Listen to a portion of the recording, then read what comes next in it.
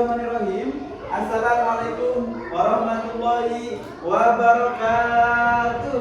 Waalaikumsalam warahmatullahi wabarakatuh. Alhamdulillahirabbil alamin. Allahumma shalli ala sayyidina Muhammad wa ala ali sayyidina Muhammad.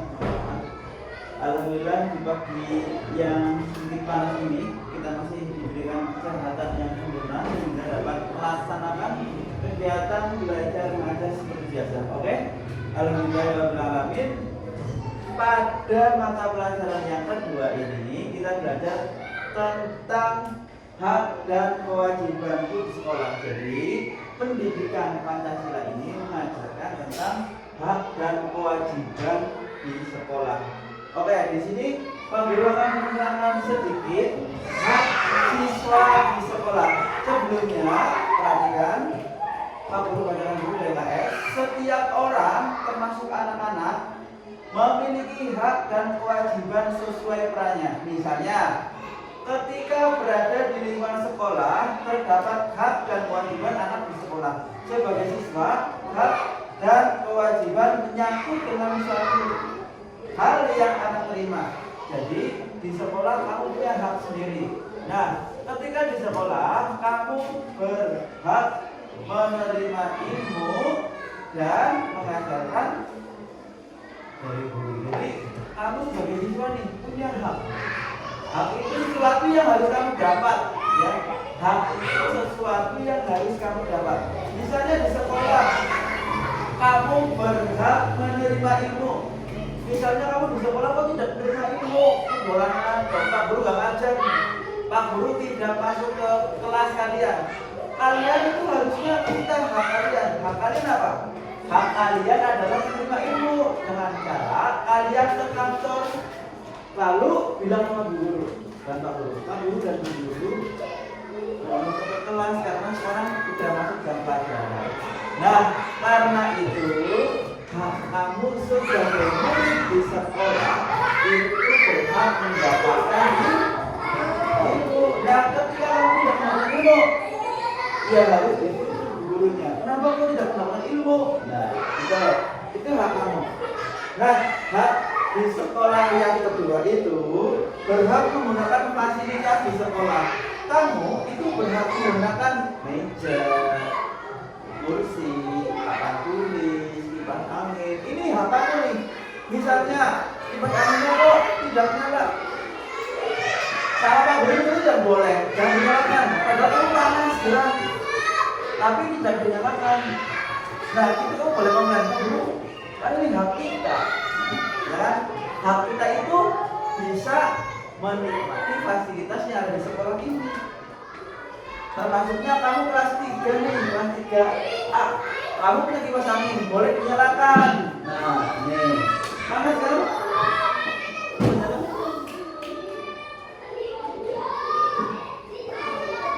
Nah, kamu punya kipas angin, ini hak kamu. Kamu boleh menyalakan atau mematikan. Nah, itu.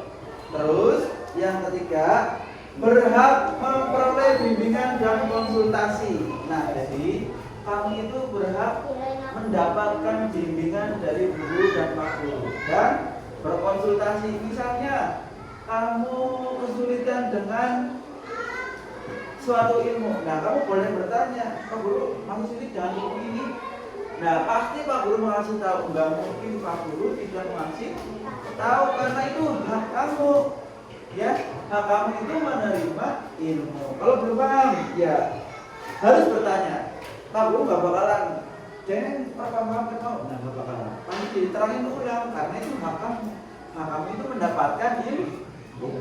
Nah, yang selanjutnya berhak mendapatkan perlindungan di sekolah. Jadi, misalnya kamu di sekolah ada yang nakal, ya bilang sama Pak Guru.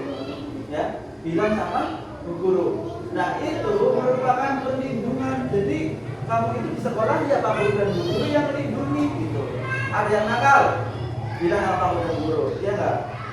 Karena di sekolah, kalau kamu di rumah baru kamu bilang sama Bapak dan Ibu, kamu di rumah. Tapi kalau di sekolah, karena ini hak kamu mendapatkan perlindungan, makanya kamu lapornya ke bapak dan ibu guru. Nah, selanjutnya berhak diperlakukan secara adil, ya, berhak diperlakukan secara adil. Yang buktinya benar. Nah, misalnya Pak Guru memperlakukan siapa?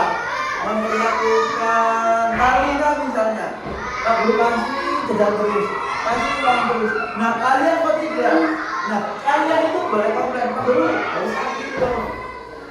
Nah, ya, karena hak kamu itu diperlakukan adil, ya. Ada yang Pak Guru dan Guru misalnya, oh, yang dikasih tahu cuma ini doang. Nah, berarti tidak adil. Maka dari itu kalian boleh komplain ke ibu dan bapak guru, ya, gitu. Nah, terus selanjutnya kewajiban siswa di sekolah. Di sini, perhatikan, di sini juga ada kewajiban siswa di sekolah. Kamu ini kan sebagai siswa, jadi harus ada kewajiban.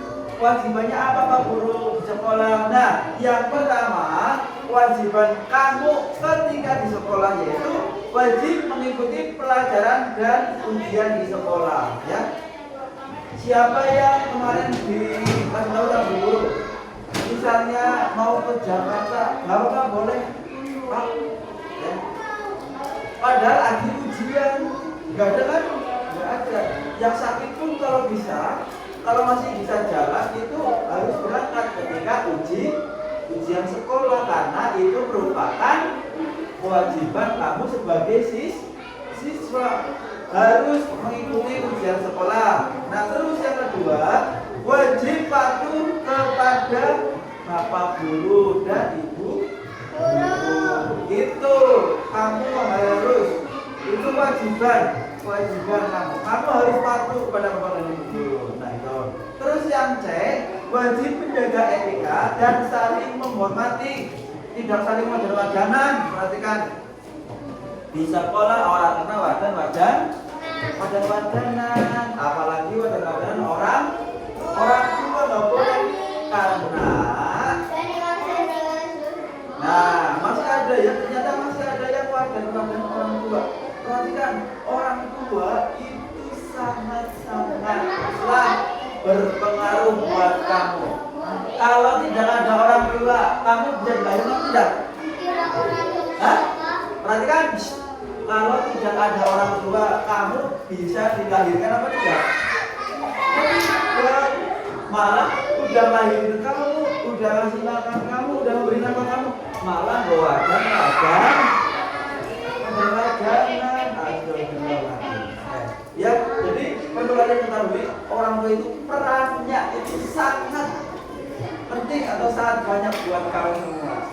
Nah, terus yang selanjutnya, wajib mentaati tata tertib yang berlaku di sekolah. Di sekolah tidak boleh berantem, dia jangan berantem.